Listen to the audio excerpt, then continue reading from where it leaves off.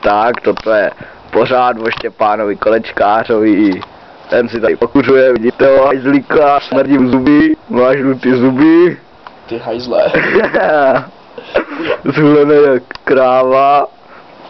Přitom z něho táhne táva. Víte, to je jeho bydlení toto, jeho schody, grafky.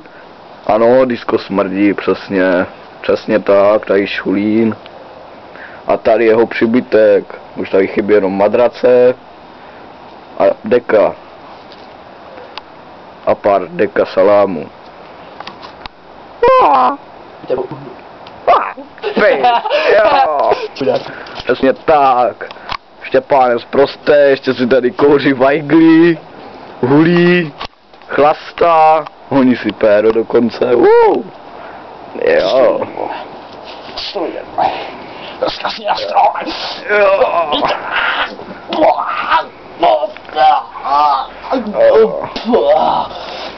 A to je jeho mrtkovej výrun. Tady toho vidíte v plném světle.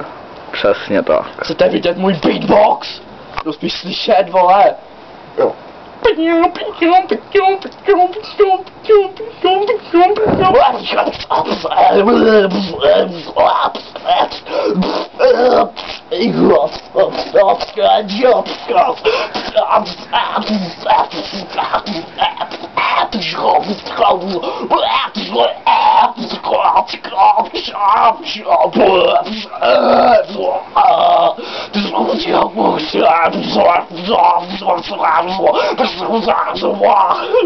Přich!